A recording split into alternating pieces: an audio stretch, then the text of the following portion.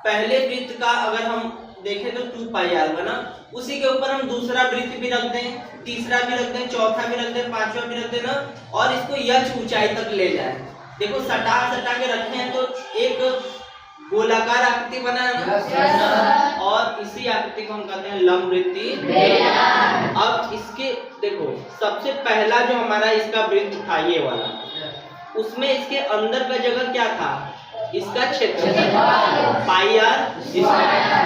तो ये बताओ सबसे पहले वृत्त का क्षेत्रफल पाई आर स्क्वायर होगा, तो दूसरे का कितना होगा पाई आर, तीसरे का कितना होगा पाई आर। और अगर अंदर के जगह को देखोगे तो जगह क्या होता जाएगा, बड़ा होता जाएगा ना। जैसे अभी इसका जगह इतना ही है, लेकिन जब तुम इसको और वृत्त बनाओगे तो जगह कितना बढ़ जाएगा, इतना बढ़ जाएगा ना। मतलब धीरे धीरे हमारा अंदर का जो जगह है एक लंबवृत्तीय बेलन को क्या होता जाएगा, बढ़ता जाएगा। मतलब पाई आर स्क्वायर से हमारा वो कहाँ तक चला गया, इसलिए इसका जो आयतन होता है पाई आर स्क्वायर। ठीक है, उसी तरह अगर परिधि की बात करो बाहरी हिस्से की, तो पहले वाले का क्या है 2 पाई आर, दूसरे वाले का भी 2 पाई आर, तीसरे वाले का भी 2 पाई आर, वो कहाँ तक जा रहा है। तो इसका जो वक्र पृष्ठ होता है, वक्र पृष्ठ क्या होता है, वक्राकार पृष्ठ क्या होता है ये, ठीक है, और समतल क्या होता है चिकना।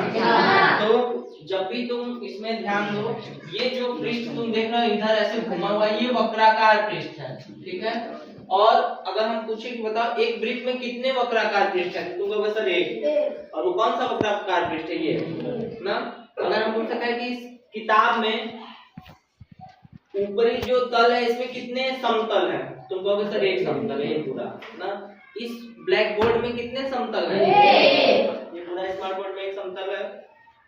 तो इस स्प्रिंग में सबसे पहला जो वक्र है वो क्या है 2 पाई आर, दूसरा है 2 पाई आर, तीसरा है 2 पाई आर। तो इस पूरे स्प्रिंग का मतलब इस लंबवृत्तीय बेलन का जो हमारा वक्राकार क्षेत्रफल बनेगा या पृष्ठ बनेगा वो क्या होगा 2 पाई आर या, और अंदर के जगह को क्या कहोगे पाई आर स्क्वायर। अगर एक वृत्त है तो वो क्षेत्रफल कहलाएगा, लेकिन जब उसकी ऊंचाई हो जाएगी तो क्या कहलाएगा आयतन, और वो क्या होगा पाई आर स्क्वायर। समझ गए, मतलब तुमसे अगर आयतन अंदर का जगह पूछा है तो तुम एक वृत्त को दिमाग में ला के देखो कि इसके अंदर का जगह हम क्या मानते हैं pi r square, pi r square मानते हैं ना, और यह तक जा रहा है तो पाई आर स्क्वायर यह। अब वक्र पृष्ठ कितना है 2 पाई आर। समझ गया, बस एक वृत्त से तुम लंबवृत्तीय बेलन की अवधारणा क्या कर सकते हो, समझ सकते हो ना। जैसे हमारे पास एक टीएलएम भी है मैजिक बॉक्स का,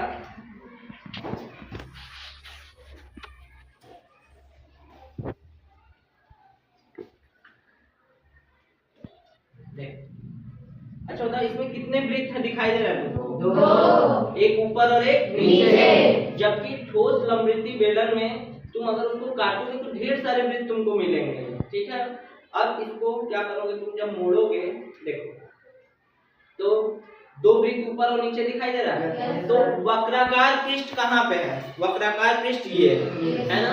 और इसका हम वक्राकार पृष्ठ का हम सूत्र देख लिए क्या 2 पाई आर, और अंदर के जगह को देख लिए पाई आर स्क्वायर।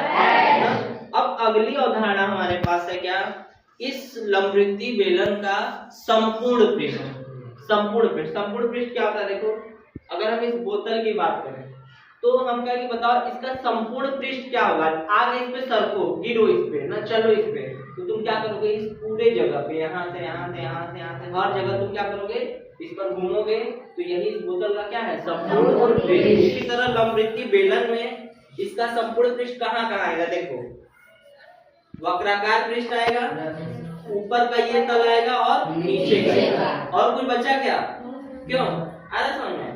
जैसे ये बोतल तुम्हारे पास है, देखो इसकी आकृति लगभग लंबवृत्तीय बेलन है। देखो अगर हम कहें कि इसका संपूर्ण पृष्ठ बताओ, संपूर्ण पृष्ठ मतलब पूरा ऊपरी हिस्सा बताओ कहाँ कहाँ आएगा, तो तुम कहोगे सर ये तल आएगा, ये तल आएगा ऊपर वाला, और कौन सा तल आएगा ये, तो इसको तुम क्या कहते हो वक्र कहते हो ना। इसको क्या कहते हो समतल। तो इस समतल की आकृति कैसी है, वृत्ताकार है ना, इसके अंदर का ये जगह कर रहा है, कितना हुआ पाई आर। ये भी एक वृत्त है आगे का, इसका अंदर का ये जगह कितना हुआ पाई आर, और इसका अभी तुम निकाले कितना है, समझ गए। अब सबका निकालना तो सबको जोड़ दो, देखो कितना आता है। देखो संपूर्ण पृष्ठ, पूरा पृष्ठ कितना होगा, 2 pi r h plus pi r square plus pi r. 2 बार पाई आर स्क्वायर क्यों लिखे हैं, क्योंकि हमारे पास 2 वृत्त बनेगा सब, लंबवृत्तीय बेलन में 2, एक ऊपर तो अब इसको सबको जोड़ दोगे तो ये हो जाएगा तुम्हारा क्या, संपूर्ण पृष्ठ। क्या बनेगा, 2 pi r h plus pi r square कितना होगा, 2 पाई आर स्क्वायर। ठीक है, अब इसमें देखो क्या क्या कॉमन है, 2 पाई आर एच, इसको तुम इस तरह लिख सकते हो आर गुणे आर, क्योंकि आर स्क्वायर है 2 बार। अब बताओ क्या कॉमन है इसमें, 2 पाई, ये भी है, ये भी है, ये भी ना। तो जब 2 पाई आर इसमें से कॉमन ले लोगे तो यहाँ क्या बचेगा, प्लस यहाँ क्या बचेगा, प्लस कहाँ से आया, तो ये क्या है, लंब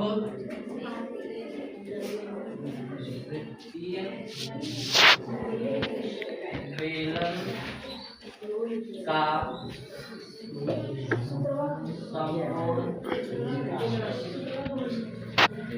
और लंबवृत्तीय बेलन की आकृति तुम्हारी कैसी हो जाएगी, देखो इस तरह की,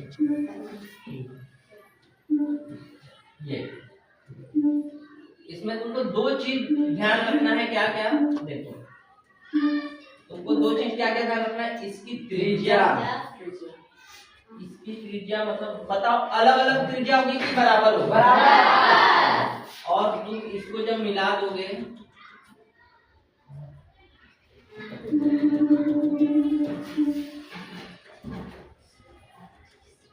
ना, और तुमको इसमें क्या जरूरत पड़ेगा, h ऊंचाई का, इसका आर ना।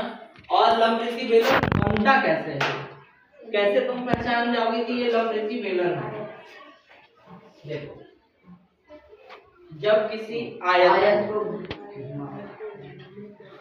ये मान लो आयत है, आयताकार है नहीं, आयताकार को किसी एक भुजा के चारों तरफ, मतलब इस भुजा के चारों तरफ ऐसे तुम घुमा रहे हो ना, तो तुम ध्यान से देखो ऊपर ऐसे घूम रहा है ना, वृत्ताकार, नीचे वृत्ताकार बना, और ये क्या है उसकी ना। तो लंबवृत्तीय बेलन बनता कैसे है, जब किसी आयत को तुम किसी भी एक भुजा के परितः मतलब उसके चारों तरफ घुमाओगे तो वो वृत्ताकार आकृति बनेगी। कैसी आकृति बनेगी, लंबवृत्तीय।